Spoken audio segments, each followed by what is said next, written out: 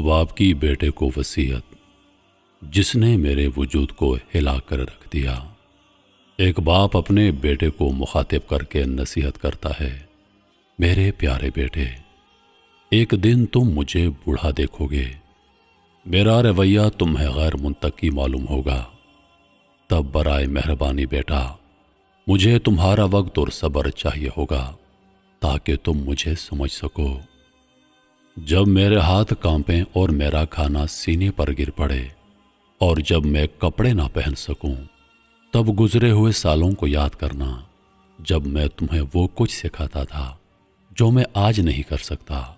اگر میں تم سے بار بار بات کروں اور آپ کو بار بار یاد دہانی کرواؤں تو غصہ اور ملامت مت کرنا، اس لیے کہ میں نے تمہارے لیے کتنی ہی باتیں کہانیاں دہرائی ہیں، صرف اس لیے کہ انہوں نے تمہیں خوش کیا اور تم نے ہمیشہ بار بار مجھ سے پوچھا جبکہ تم چھوٹے تھے، معذرت، اب مجھے رکاوٹ نہ ڈالنا۔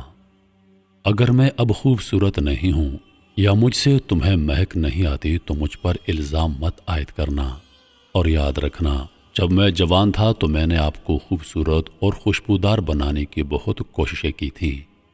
اپنی جوانی میں میری لا علمی اور کم فہمی پر مت ہنسنا، بلکہ تم میری آنکھیں اور دماغ بن جانا تاکہ جو چیزیں مجھ سے رہ گئیں میں انہیں پا سکوں۔ بیٹا، میں وہ ہوں جس نے تمہیں سکھایا، میں نے تمہیں زندگی کا سامنا کرنا سکھایا۔ آج آپ مجھے کیسے سکھاتے ہو کیا کرنا چاہیے اور کیا نہیں۔ اپنی گفتگو کے دوران میری کمزور یادداشت اور میری باتوں اور سوچ کی سستی سے مت تھکنا، کیونکہ میری خوشی اب صرف تمہارے ساتھ رہنے میں ہے۔ بس مجھے وہ خرچ کرنے میں مدد کرنا جس کی مجھے ضرورت ہے۔ میں ابھی جانتا ہوں کہ میں کیا چاہتا ہوں۔ جب میرے پاؤں مجھے جہاں چاہیں لے جانے میں ناکام ہو جائیں تو مجھ پر احسان کرنا اور یاد رکھنا کہ میں نے تمہارا ہاتھ اتنا پکڑا کہ تم چل سکو۔ آج میرا ہاتھ پکڑتے ہوئے کبھی شرمانا مت، کل تم کسی کا ہاتھ پکڑو گے۔ اس عمر میں جانتا ہوں کہ میں آپ کی طرح زندگی کے قریب نہیں آ رہا ہوں، لیکن میں مرنے کا انتظار کر رہا ہوں۔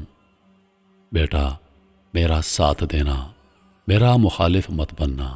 جب آپ کو میری کچھ غلطیاں یاد آئیں تو جان لینا کہ میں نے ہمیشہ آپ کے بہترین مفادات کے علاوہ کچھ نہیں پایا، اور یہ سب سے اچھی چیز ہے جو آپ ابھی میرے ساتھ کر سکتے ہیں۔